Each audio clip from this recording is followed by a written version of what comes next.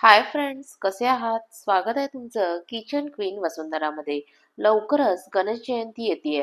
तर गणेश जयंतीला नैवेद्यासाठी आपण वेगवेगळे पदार्थ करू शकतो. गणपतीला मोदक हे प्रिय तर आहेतच, पण त्याचबरोबर काही मंदिरात आपल्याला शिऱ्याचा प्रसाद देखील मिळतो. आपण नेहमी घरी खाण्यासाठी जो शिरा बनवतो, त्या शिऱ्याची चव आणि या मंदिरात जो आपल्याला प्रसादाचा म्हणून शिरा मिळतो, तर त्या शिऱ्याची चव ही थोडीफार वेगळी असते.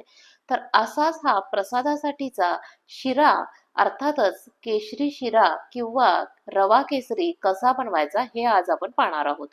तर हा रवा केसरी कसा बनवायचा हे जाणून घेण्यासाठी व्हिडिओ आहे तो शेवटपर्यंत पहा आणि चॅनलवर नवीन असाल तर चॅनलला सबस्क्राईब करा. त्याचबरोबर शेजारच्या बेल आयकॉनवर क्लिक करायला देखील विसरू नका, ज्यामुळे इथून पुढच्या सर्व रेसिपीचे नोटिफिकेशन तुम्हाला लगेचच मिळून जातील. तर आता आपण कृतीला सुरुवात करूयात.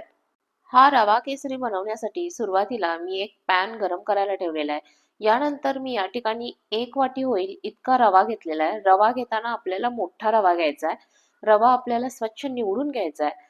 रवा निवडून घेतलेला आहे. त्यानंतर मी या ठिकाणी पाणी घेतलेलं आहे. हे पाणी आपल्याला गरम करायला ठेवायचं आहे. शिरा बनवण्यासाठी आपण या ठिकाणी गरम पाण्याचा वापर करणार आहोत, ज्यामुळं आपला शिरा जो आहे तो अगदी मोकळा मोकळा छान असा बनणार आहे. तर पाणी मी एका बाजूला गरम करायला ठेवते आणि त्यानंतर आपल्याला रवा भाजून घ्यायचा आहे. रवा भाजण्यासाठी या ठिकाणी आपण तुपाचा वापर करणार आहोत.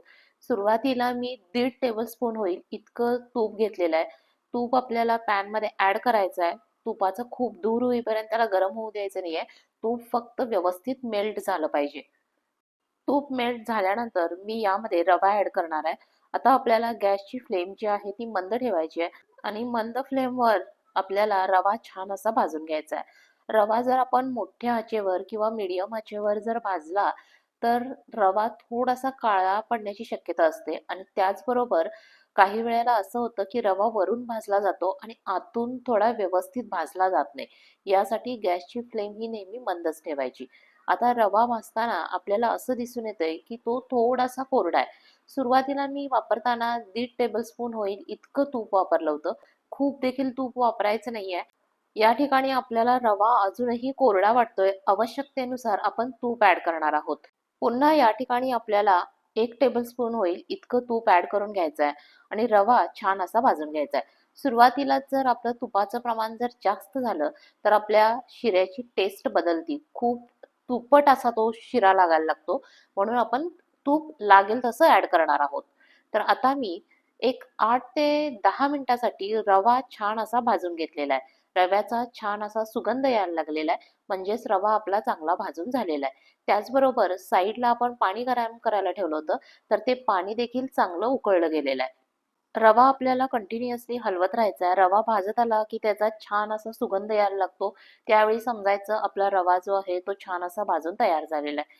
आता गॅस जो आहे तो मी 2 मिनिटासाठी म्हणून बंद करते. पाणी जे उकळायला ठेवलं होतं त्याला उकळी आलेली आहे.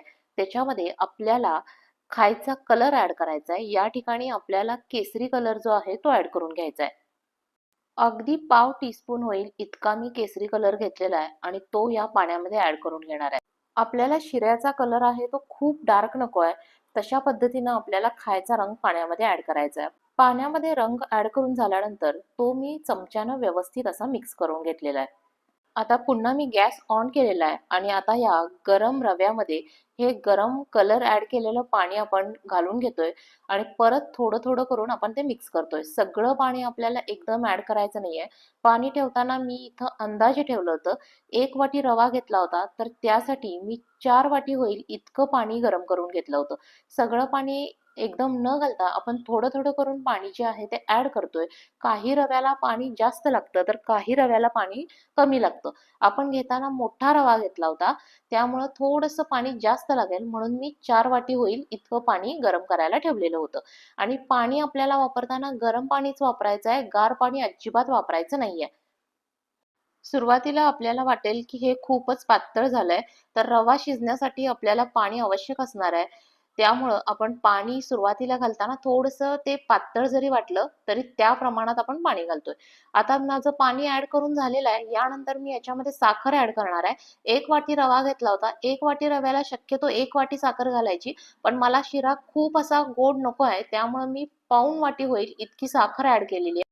साखर ऍड करून झाल्यानंतर आपल्याला यामध्ये पाव टेबलस्पून होईल इतकी वेलची पावडर ऍड करायची आहे. वेलची पावडर ऍड केल्यामुळं आपल्या शिऱ्याला स्वाद आहे तो छान येणार आहे. आता हे सगळं ऍड केल्यानंतर आपण त्या रव्याबरोबर चांगलं असं हे मिक्स करूयात. सगळं छान मिक्स झाल्यानंतर गॅसची फ्लेम जी आहे ती मी मंद केलेली आहे आणि त्याच्यावर प्लेट ठेवून आपल्याला आता हा शिरा छान असा शिजू द्यायचा आहे. 3 ते 4 मिनिटं झाल्यानंतर मी प्लेट बाजूला करून परत एकदा शिरा व्यवस्थित असा हलवून घेणार आहे. शिरा थोड्या थोड्या वेळानं आपल्याला हलवायचा आहे, नाहीतर खाली साखर जी आहे ती कदाचित करपली जाईल. तर अशा प्रकारे मी शिरा हलवून घेतलेला आहे. आता जर तुम्हाला वाटलं की शिऱ्याला पाणी कमी पडतंय असं, तर आपलं जे काही गरम पाणी उरलेलं आहे ते पाणी तुम्ही आवश्यकतेनुसार ऍड करू शकता. मला इथं पाण्याची आवश्यकता नव्हती, त्यामुळे मी त्याच्यामध्ये गरम पाणी घातलेलं नाहीये. यानंतर आपल्याला या शिऱ्यामध्ये आवडीनुसार ड्रायफ्रुट्स घालायचे आहेत. तर सुरुवातीला मी मनुके ऍड करून घेणार आहे. आपल्याला जितके आवडत असतील तितके मनुके आपण याच्यामध्ये ऍड करूयात. मनुके ऍड करून झाल्यानंतर आपण ते यामध्ये व्यवस्थित असे मिक्स करून घेऊया.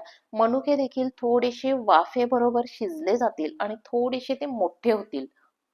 मनुके मिक्स करून झाल्यानंतर परत एकदा मी त्याच्यावर प्लेट ठेवणार आहे आणि मंद आचेवर आणखी 3 ते 4 मिनिटासाठी शिरा आपल्याला शिजू द्यायचा आहे. या ठिकाणी माझी शिऱ्याची क्वांटिटी कमी होती, त्यामुळे मला बनवण्यासाठी लागणारा वेळ कमी लागलेला आहे. जर शिऱ्याची क्वांटिटी जास्त असेल तर तुम्हाला बनवण्यासाठी थोडासा जास्त वेळ आहे तो लागू शकतो. त्यामुळे तुम्हाला एक 3 ते 4 वेळा प्लेट ठेवून परत एकदा हलवून हलवून घ्यावा लागेल. तर या ठिकाणी तुम्ही पाहू शकता आपला छान मऊ असा शिरा जो आहे तो रेडी झालेला आहे. शिरा तयार झाल्यानंतर आपल्याला तो लगेचच सर्व्ह करायचा नाहीये. तर आणखी एक 5 मिनिटासाठी तो छान असा झाकून ठेवायचा आहे. झाकून ठेवल्यामुळं आपला शिरा जो आहे तो आणखी थोडा उमलून येईल. आता मला यामध्ये ड्रायफ्रुट्स ॲड करायचे आहेत.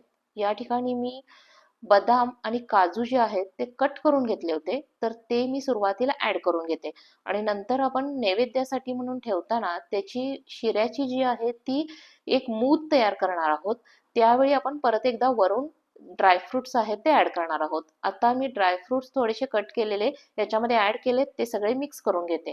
शिऱ्याची मूद पाडण्यासाठी मी या ठिकाणी एक बाउल घेतलेला आहे. बाउलला थोडंसं पाण्याचा हात लावलेला आहे आणि त्याच्यामध्ये सुरुवातीला आपल्याला कट केलेले ड्रायफ्रुट्स लावायचे आहेत. ड्रायफ्रुट्स लावल्यानंतर शिरा जो आहे तो आपल्याला प्रेस करून करून असा भरून घ्यायचा आहे. यानंतर आपल्याला त्याच्यावर प्लेट ठेवून ती उलटी करून घ्यायची आहे आणि अशा प्रकारे आपली नैवेद्यासाठीची मूद जी आहे ती रेडी झालेली आहे. तर अशा प्रकारे आपला रवा केसरी किंवा केसरी शिरा जो आहे तो खाण्यासाठी म्हणून रेडी आहे. तर या गणेश जयंतीला तुम्ही देखील हा रवा केसरी नक्की बनवून पहा. तर ही होती आपली आजची रवा केसरी बनवण्याची रेसिपी. रेसिपी आवडली असेल तर व्हिडिओला लाईक करा, शेअर करा. चॅनलवर नवीन असाल तर चॅनलला सबस्क्राईब करा.